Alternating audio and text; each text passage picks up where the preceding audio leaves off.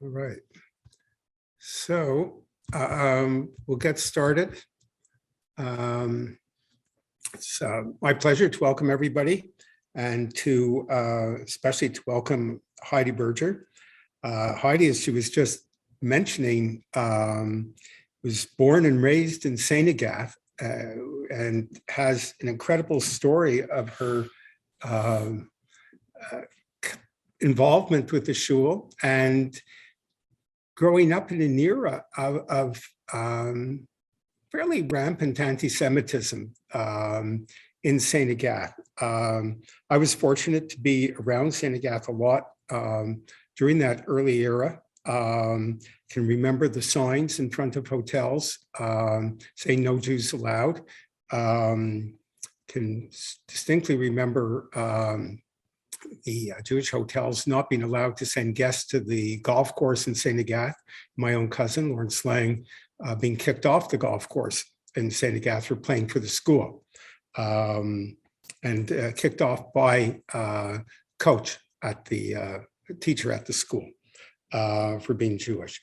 I can also remember when I was working in the summertime at the resorts, at the hotels, Jewish hotels in St. Agathe, of having Saturday night, if not quite rumbles, close to it, both in St. Agathe and in Trout Lake, between the staff of the hotels and the local Jewish youth. So there's certainly a background of anti-Semitism from that era in St. Agathe. And I suspect that contributed perhaps to Heidi's drive and to the whole creation of what she has spectacularly done in terms of Holocaust prevention and through education, and created an amazing organization, not just here, it's not just a local organization, but it's a very broad-based organization throughout North America. And I don't know if it goes beyond North America or not. Perhaps you can address that after, Heidi. But I think that's absolutely amazing. So we thank you very much for joining us, for volunteering to be with us, and we look forward to hearing your full story. Heidi? Thank you, Elliot. Thank you very much. And if I could ask everyone to make sure they're muted because we have PowerPoint. Thank you to the House of Israel for inviting me to speak tonight about our foundation. It's an absolute honor for me to speak to you as I have a very personal connection to the House of Israel. And some of you may know, I was born in St. Agathe after my parents and my two brothers, older brothers, moved here after the Holocaust. I have very vivid memories of growing up in a small rural town with a very close-knit Jewish community. Although, as Elliot mentioned, there was much anti-Semitism present at the time, but more on that later.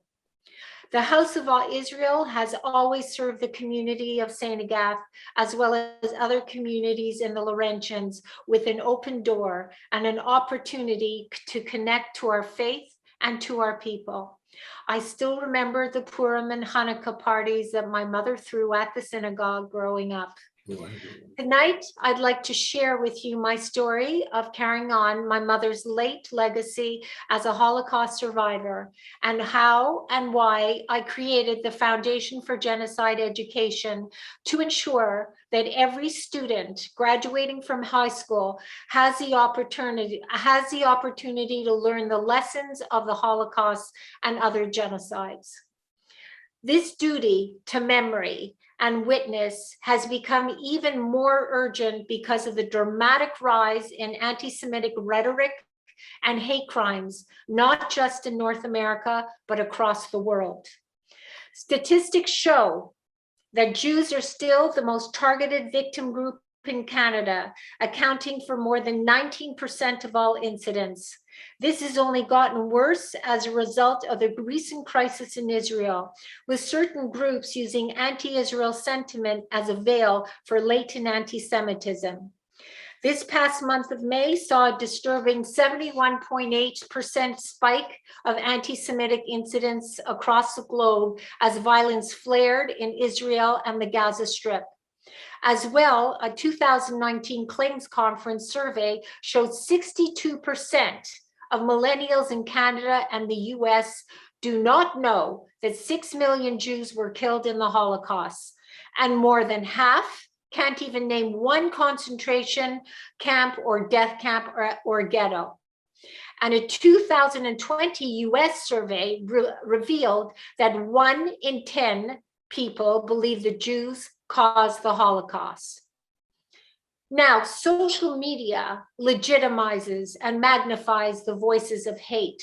This past year, we have witnessed the online circulation of conspiracy theories accusing Jews of creating and spreading COVID-19, and the most recent hateful posts targeting Jews by extremist pro-Palestinian supporters. And there is also a disturbing trend on TikTok of anti-Semitic videos mocking the Holocaust. I truly fear until the next generation bears witness to the horrors of the past, the Holocaust will inevitably be minimized and forgotten. I'm a filmmaker and former professor at Concordia University in Montreal. I'm also the founder and president of the Foundation for Genocide Education, which I began in 2014. People always ask me why I started this foundation. The reason is to honor my mother's legacy as a survivor and an educator. My mom's name was Anne Kazimirski. It's hard for me to believe that she is gone. She was such a tough, energetic, and vibrant person filled with love and life. I never thought that anything could hurt her, especially after all she had been through. When the Nazis invaded my mother's town in Poland when she was 17, she witnessed many cruel and violent acts. Her brother and father taken away, never to see them again. The rape and murder of her best friend, Sarah. And worst of all, while she was hiding in an attic, she watched the machine gunning of her mother in front of her very own eyes.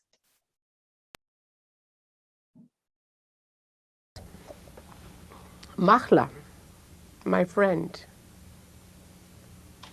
said to me, "Come to the window." And the way she looked at me, I knew that something terrible is happening. I heard the screaming, and I saw my mother. My mother with a few other people who were being led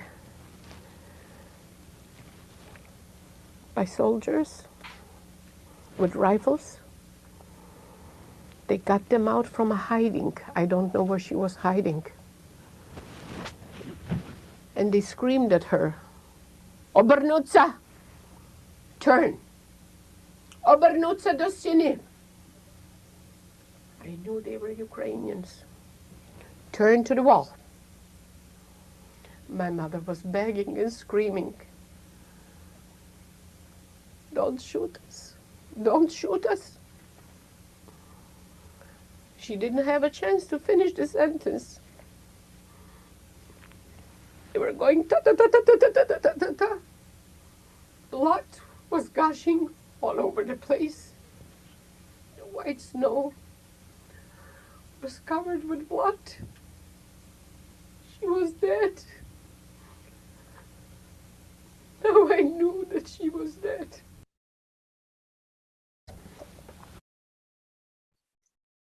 My father and mother survived, running and hiding in forests, barns, cellars, and attics. After the war, my parents and 2 brothers settled in Senegal. My father worked as a dentist at the Mount Sinai Hospital there. As I mentioned, I was born in Senegal, where many of you spent your summers and winters in homes you have built here. It's a wonderful area to live in. But as you may know, there was a great deal of anti-Semitism, as was mentioned, growing up there in the 1950s and 60s. Signs that read, "No Jews, no dogs," on the same sign. My father's patient and friend was a Catholic priest. My father was so worried that a genocide could happen in Quebec, especially after seeing so much anti-Semitism in Europe, that he asked the priests to give me a Catholic birth certificate, which I still have today. When my mother wanted to buy her first house, no English or French person at that time was selling any property to a Jew.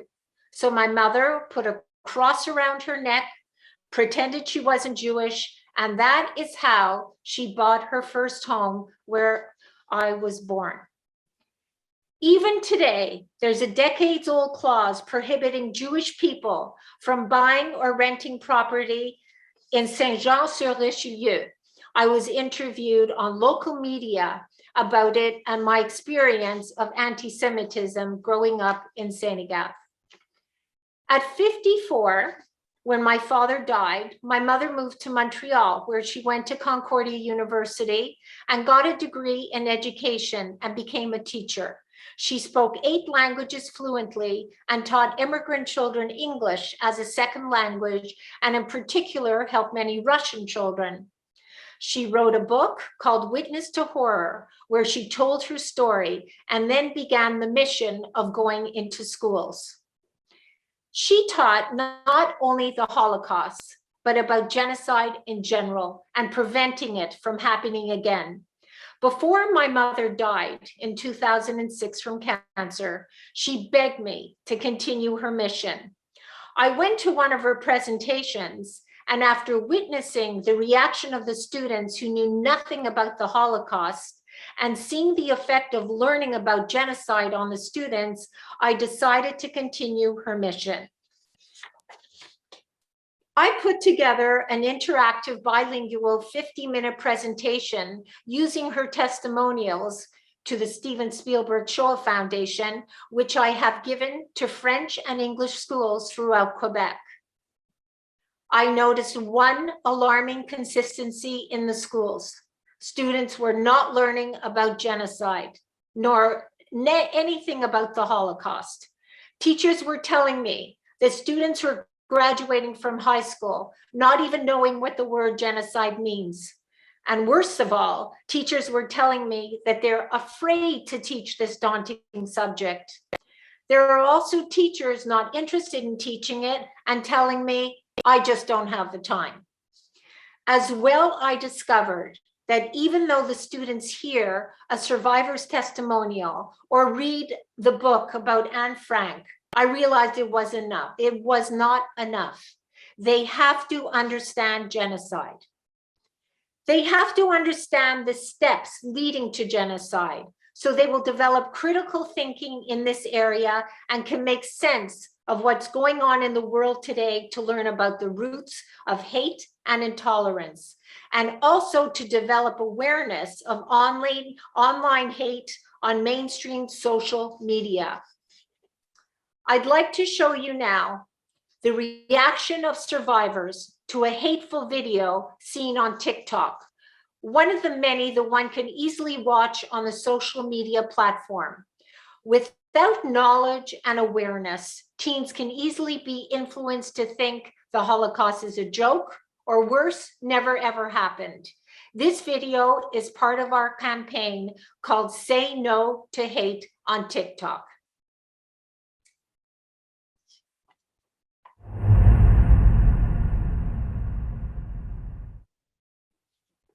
Dis-moi que t'es juif sans me dire que t'es juif. Je commence. Ben moi je suis pas juif là, mais j'aimerais bien en adopter un. Genre j'y ai même préparé un lit pour qu'ils se sentent quand même comme chez eux.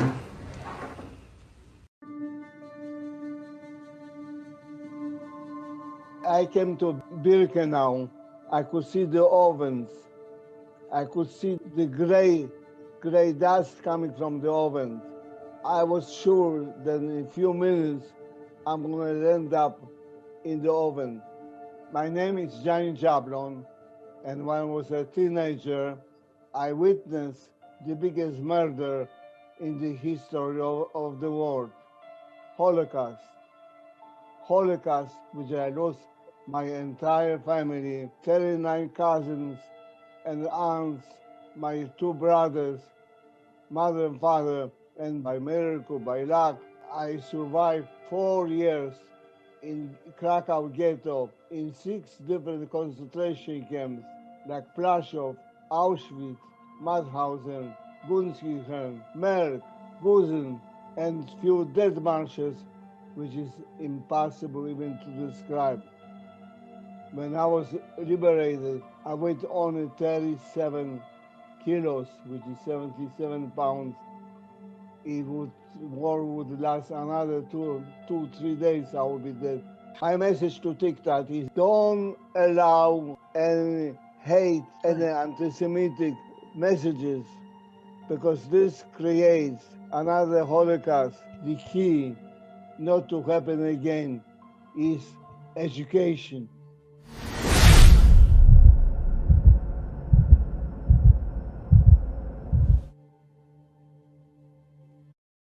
So this is one of our campaigns of our foundation to stop anti-Semitic videos such as this posted by 17-year-olds, not only French, but English as well. When I went to a school in Chattagay to give a presentation, a secondary 5 teacher said to me after my presentation, "You have to do something about this lack of knowledge." And that's when I created the Foundation for Genocide Education. Our mission is to collaborate with governments in Canada and the US to effect change in the educational system and to ensure that the history of genocides and the steps leading to genocide are taught to every high school student in the country.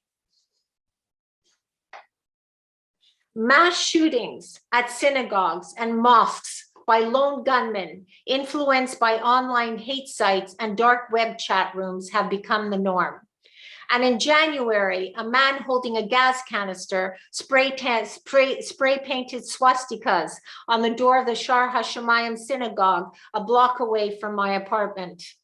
And at the storming of the US Capitol building in January 2020, a man was seen wearing a Camp Auschwitz shirt. In the summer, rocks were thrown and anti-Semitic slurs yelled at peaceful pro-Israel demonstrators.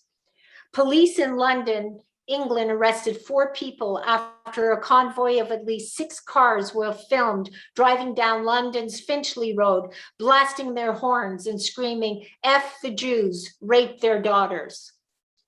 19 US states and 8 European countries have mandated the teaching of genocide and 0 provinces in Canada. This is why we must make genocide study compulsory. And now I'd like to tell you how we are accomplishing it. After 9 years of persistence, meeting various ministers and presenting petitions to the National Assembly, we met with Sebastian Prou, the former Liberal Education Minister, 7 years ago with great success. I asked him, "Did you ever learn about the Holocaust and genocide in school?" And he said, "Never." And this is our education minister.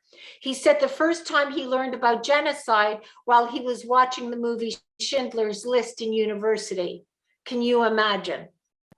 We talked to him about teacher training and inserting a guide on genocide into the grade 11 history course.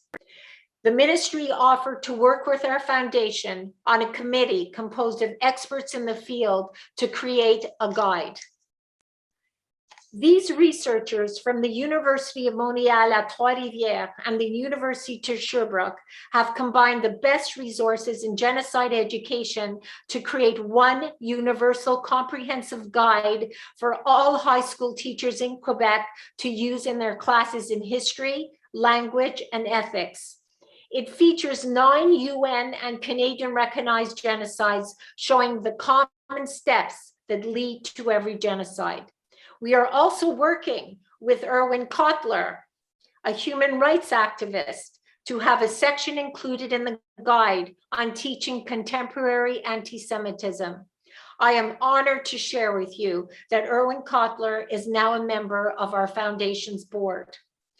Now, the CAC Minister of Education, François de Berger, has enthusiastically supported this initiative. Throughout the pandemic, while other projects were put to the side, he continued to push for the completion of the guide. It was very important to the ministry. Quebec, will be the first province in Canada to have a universal guide on genocide in all high schools. This approach makes us unique amongst genocide education organizations. Our foundation has produced an instructional video that will accompany the guide to explain to teachers how to easily navigate the various sections, as well as short video testimonials by survivors for each featured genocide that we have also produced. There will also be government organized teacher training workshops for all educators to learn how to teach this sensitive subject. This is a key component to the success of the guide. Curriculum and resources alone will not make a difference without professional, proper training. We have, most importantly, produced an amazing 2-minute animated video that shows the importance to teachers of learning about genocide and how the guide will enable them to do so with confidence. We have shown the video to selected teachers and the response has been overwhelmingly positive. Teachers cannot wait to get the guide and teach this important topic to their students. Here's the video. Ich lebe die nationalsozialistische Bewegung!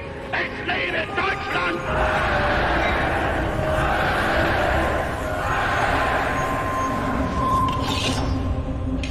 Rwanda appartient à ceux qui le défendent vraiment. Et vous, les Guinéens, vous n'êtes pas des Rwandais.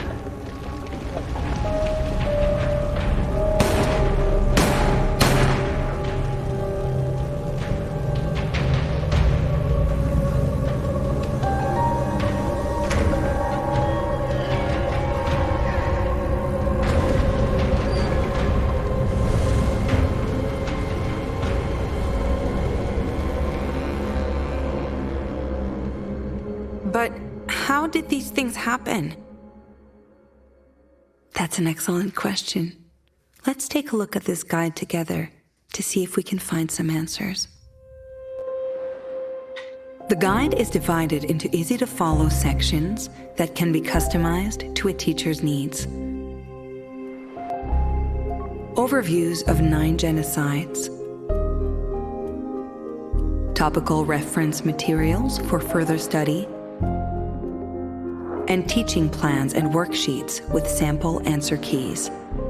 Each genocide is presented in the same way, making it easier for teachers and students to compare them. There is a brief introduction to each genocide, a historical overview, and a section that shows how each genocide consists of 6 stages. Teaching your students how genocide occurs shows them that ordinary people can commit acts of hate and allows them to realize we all have the power to contribute to preventing and stopping genocide.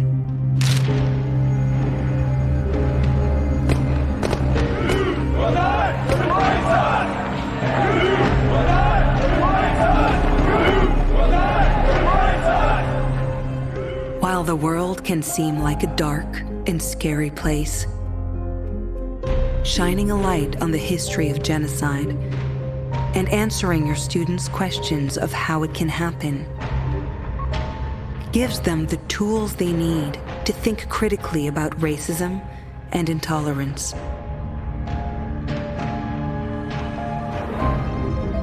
Care about and expose acts of hate and discrimination.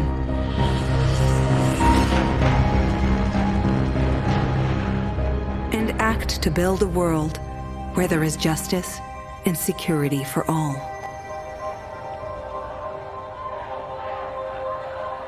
By educating your students about genocide, you can help stop these horrors and crimes against humanity from happening again.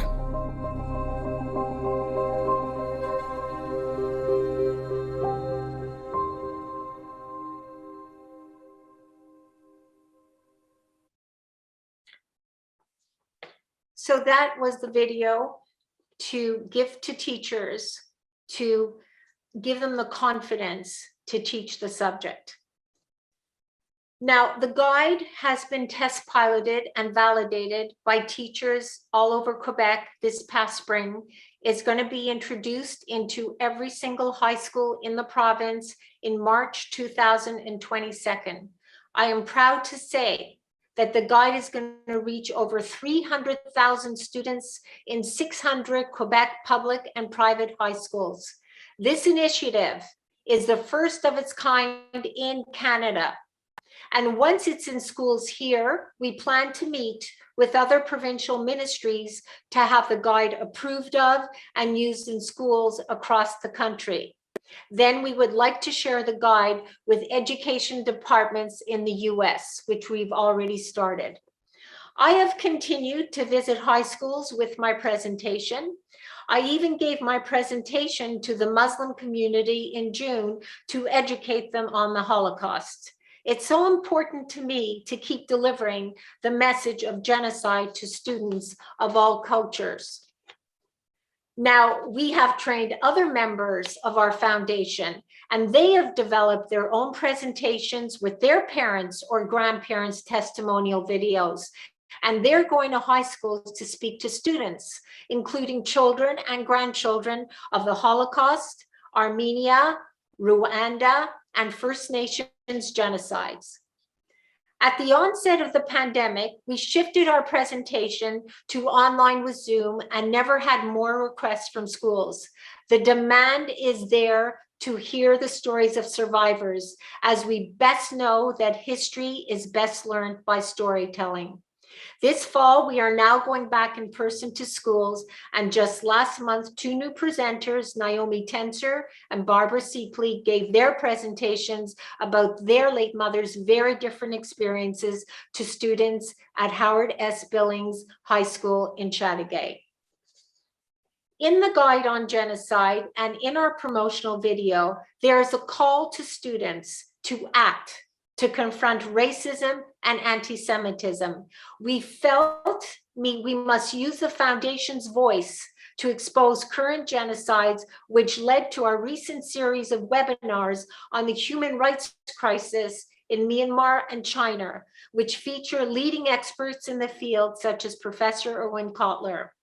Erwin has been working with our foundation on a number of initiatives, including adding a future section in the guide on contemporary anti-Semitism. We are also planning a future webinar on the global rise in anti-Semitism and a special event in May, featuring Alicia Wiesel, the son of Elie Wiesel, on the role played by the descendants of Holocaust survivors in fighting anti-Semitism today. He will be coming through our foundation to Montreal.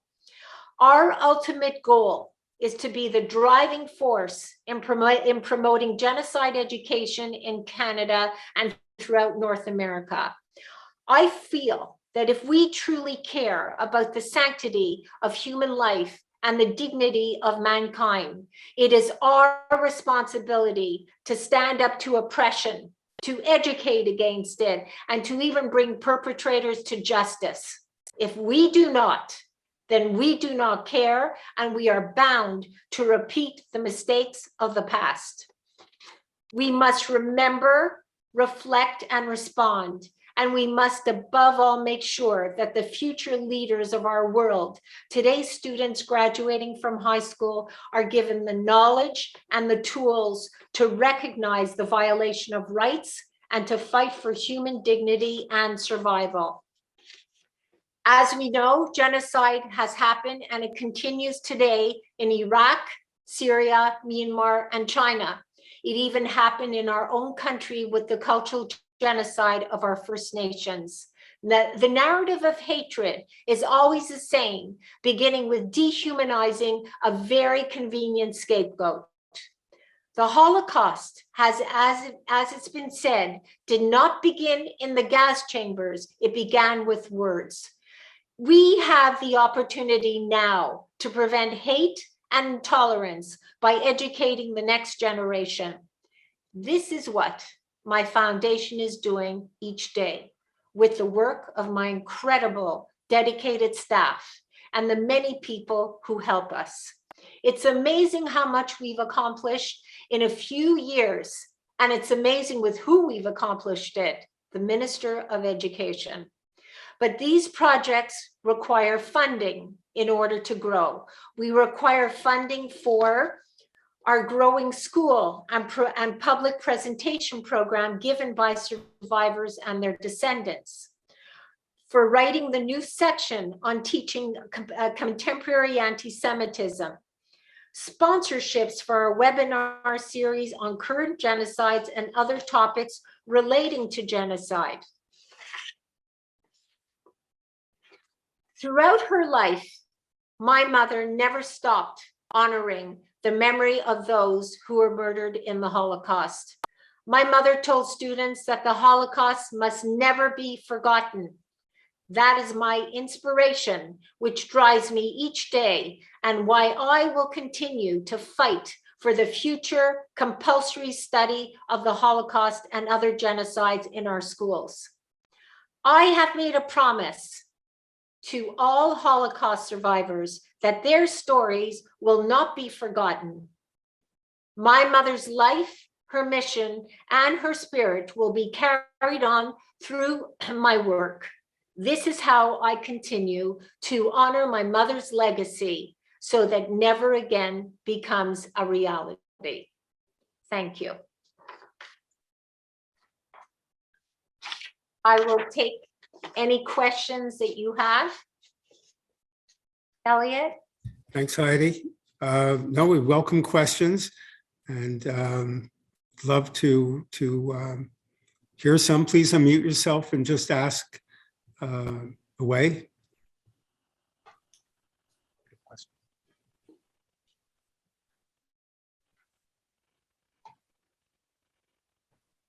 I see. Bernie Ornstein, you have your hand up. Go ahead. Hi, Heidi. Very interesting and meaningful talk. Thank you very much. What crossed my mind as you were talking is that many of your foundation's goals seem to be very similar to that of the Simon Wiesenthal Institute, or the Simon Wiesenthal, the Weizmann Institute. I'll say the Simon Wiesenthal Institute, similar goals to combating anti-Semitism in Canada. They have a huge organization in the United States. And I'm just wondering whether you have worked together with them or plan to work together with them in the future. We are working with them. They are helping the researchers and writers write the chapter on how to teach anti-Semitism to teachers. So they're working with us starting in March, and with Erwin Kotler. So they are definitely helping us. But we have to remember the difference. We want this in every single, the chapter on anti-Semitism added to the guide. We still want this in every single high school in Quebec, and then every single high school across Canada. Excellent. Thank you so much. You're welcome. Additional questions? Heidi, I'm Sandy Yes. Baylin. Can Hi, you hear Sandy. me? Yes, I can. Okay, Heidi, this could only come to good, but I am still wondering, have you thought about a specific evaluation of the program to see how successful and feedback and the difference that it will be making? I presume this would only be in perhaps a number of years when maybe you can get back to the students and see if it has made any type of difference in their actions, in their values, etc. Have you thought about that for the future?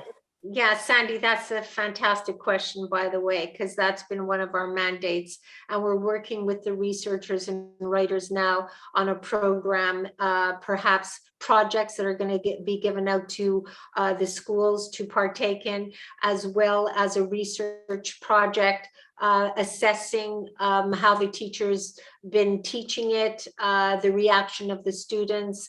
And continually, we're going to be updating the guide to make sure that it fits the teacher's demands. so that we are onto this, and it's very important to assess the effect on the students and on the teachers. And I think Marcy, who's my director of communications, Marcy, if you want to add to that. Yeah, that's actually one of the things that from the day one, we thought was really, really important, because it's not compulsory. So how are we going to know it's being taught? Same thing like in the United States, it's mandated, but how do we know it's being taught? There's no test, there's no exam. So the important thing, and the ministry agreed with this immediately, was to perhaps create, I wouldn't say competition, but something where this would be a student-led type of project, which would demonstrate knowledge and usage of the guide. Perhaps a week of this, a day of it, something that would reflect usage of the guide. And I think that would be a gauge for us to see that it's being used and how well it's being used. So definitely something that we're following up on, we're very serious about, because using it is one thing, and getting the feedback from the teachers, which will be on our website, the website dedicated to the guide, by the way, for the teachers to use and to comment on, and as well as follow-up projects, are absolutely crucial. So thanks for thinking of that. Thank you. Heidi? Yeah? Hi, it's Anita Levitan. Hi, Anita. Heidi, my niece put something on Instagram that was brought to her school. It's called Hate Ends Now, the cattle car experience. Supposedly, it's going through the United States, and it comes from Canada. Have you heard about it? No, but we do have a committee working with CJ and ourselves that are watching all these TikTok videos. No, this is not a TikTok video. This is from her. This was put in a private school. Oh, okay. And there are pictures of entering the cattle cars, movies, the kinds of things you sort of see in a Holocaust museum. Right. Right. It looked amazing. But when I asked her about it, she said, "Would you believe it comes from Canada?" Oh, I could believe it. Yeah. Well, you saw that TikTok video. That's a 17-year-old boy leading his Jews into his oven in his kitchen, where he's made a home for them. I mean, you know, it's terrible. We have to fight this. Yeah, and it's right. really education. That's the only way to get to them, is education. For sure. Thank you. It's great. Thanks, Anita. Additional questions? Hi. Yeah, it's not a question. It's just a comment of tremendous respect and thanks for all of this work, Heidi. I know as a former teacher in schools, when this is at the 5th grade level, when the children ask questions because they have read them, they would read something in a book, let's say, they would go on their own to explore also. So there are many, many ways to broach different aspects, and there's so many that I think that some of the questions and some of the exploration will come from the students, and that could be one of the best ways to measure how they've grown, where they're thinking, what they want to explore and ask about in any of the genocides, the Holocaust, and the other ones. I also wanted to thank Heidi because I got a copy of her mother's book, which is one other avenue, if the person isn't there, to find out what their experience was. I actually wanted to ask if there are any more copies, if they were reprinted, because I borrowed a copy from Heidi a number of years ago. I know that the children wake up to it and they cannot believe, and they keep saying they cannot believe, how could it happen? And anyway, for me, it's still an experience because my parents could not talk about what they went through. And so my sister and I have been exploring ourselves to find out where the woods were and so on. I'm 75 now, and I finally found out through an English translation of the Yisker book, where one of my aunts wrote a chapter. So we're always looking, but if we can get the young people to know about it, for one, I wasn't even aware of the statistics. It's horrendous. I think they will explore. I just wanted to share personal experiences, both as a teacher and as a daughter of survivors, and thank Heidi for this tremendous work. My husband's sitting here and saying, how long has she been working? How could she have managed to do all of this? I said, I know when she started. Anyway, thank you, Heidi. Thank you, Vicki. And we are doing reprint of the books in French and English because when we go to schools with presentations, we like to give the schools copies of the book. And somehow I think to actually hold a copy of the book is worth more than sending them to our website to a link to read the book. So we are doing copies as we speak. Good. Fantastic. Thank you, Becky. Thank you, Heidi. That's great. Additional questions or comments? All are welcome. I just want to ask, because I see a name there, Lawrence Lang. And is that the Lawrence Lang from the Manor House? Yep. Okay. Unmute yourself, Lawrence. Yes, it is. And I was listening with great interest, and it's nice to meet you, Heidi. I knew your brothers. Yeah. I also grew up in St. Agatha, and I think your presentation was amazing, and I'd like to contribute to the foundation as well. Thank you, much appreciated. My brother had his bar mitzvah at your parents' hotel, at the Manor House.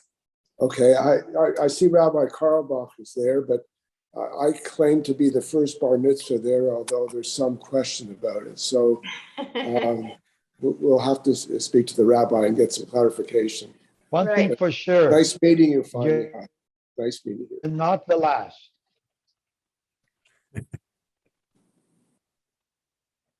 Are there any other questions, comments? Yeah. Hi.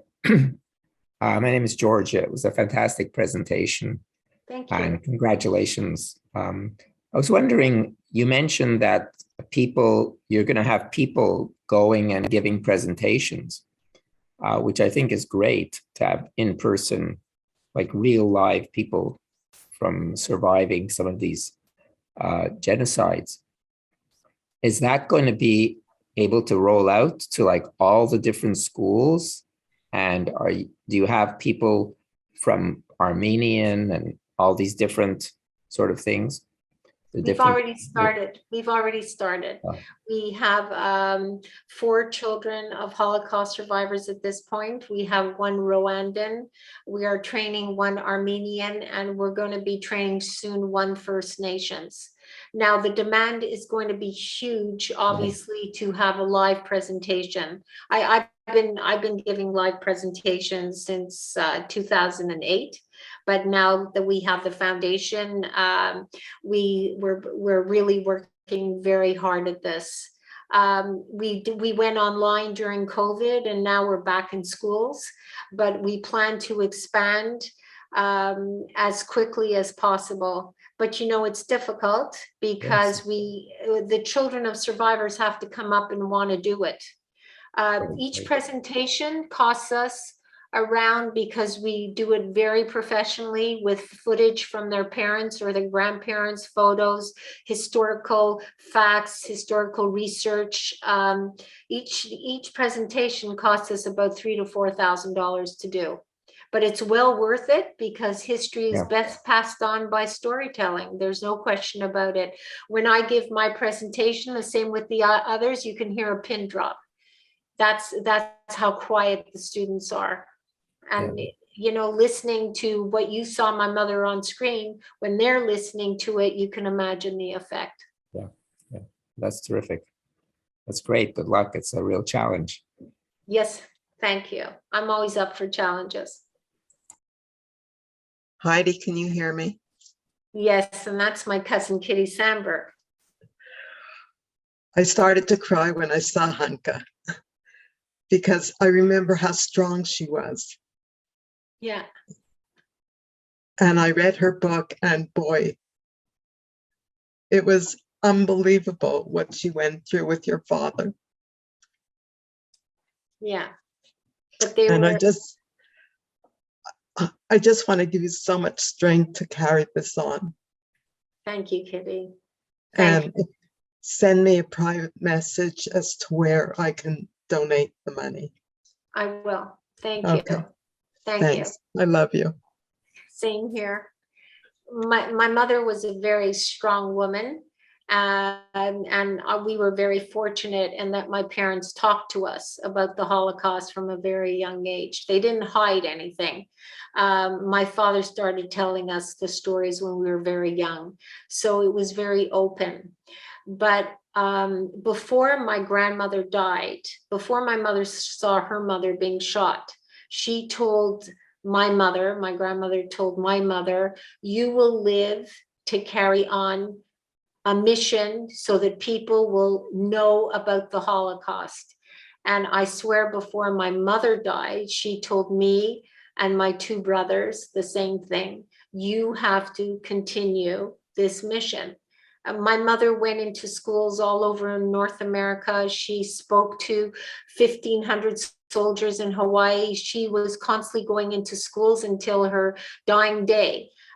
2 weeks before she died, she was on a train going to Malbaie, Quebec to give a presentation. And I think one of my brothers, Seymour, and myself, we inherited that mission. And this is what we're doing, and it's a part of us. Fantastic. Absolutely fantastic, Heidi. I mean, it's just wonderful. And I think I share everybody's thoughts and emotions and feelings of appreciation. We'll turn it over to Rabbi Carlbach to properly thank you. Rabbi Carlbach, can you unmute yourself? I'm here. Do you all hear me? Yes. Heidi, very, shall I say, powerful. You're a wonderful person, and you give over a powerful message in a way that very few people would do. And you have certain talents, and you're utilizing the talents 100% in this area. And you make your mother proud, you make everyone proud in the sense that you carry on something that they themselves want you to carry on. So you have a very important mission. I just want to conclude by saying that, in life, we all have missions, but not always do we, shall we say, believe in them to the extent that we can fulfill them. Teachers go into a classroom and they have a mission, but sometimes they can't convey certain ideas to the students simply because it's not part of them. What I see from you, Heidi, is that what you're conveying is really, really part of you. And therefore it says the following in Gemara. It says, Devarim hayetzim min halev nichnosim el halev, which means things that emanate, that come out from the heart, they are destined to penetrate the heart. For that reason, I notice that it's not the education and it's not the professionalism that I'm talking about when I'm describing you, which you have that as well. You have completely this conviction for your mother and for the cause and for all the others, the survivors, and also those who perished. So I give you this bracha that you should continue. And you're doing such an important work. And Hashem should bless you. You, your staff, the foundation, and all the people who support the foundation. And may the torch and the neshamas of all of these individuals continue to burn. And we should learn lessons from you, how to convey to others. And that is, make sure when you do something, do it with heart, because that's the way it's going to penetrate the heart. Thank you, Heidi. Thank you very much, Rabbi, for those words. It's very meaningful to hear them, especially from you. I thank you very much. I would just like Marcy Bruck, my communications director, to say a few words. Thank you, Heidi. It was wonderful. I've seen Heidi's presentation in person online dozens of times, and it still affects me every time I watch it. So it's all about the passion. That's what I think. And Rabbi was so right. I just wanted to mention, if anyone is interested in just learning more about the foundation, if they want to donate to what we're doing, you can find it all on our website, easy to remember, GenEd, GenEd.org. And there's everything on there. And there's the whole story of the origin of the foundation and about Heidi's mom, and actually even a link to the book that's on there as well, online. So, and if you'd like to contact us, you can contact us through the website as well, or to Heidi personally. And thanks for the opportunity to be able to present tonight. Thank you very much to the House of Israel. Our pleasure. Thank you, Heidi. Thanks again. Good night, everyone. Good night.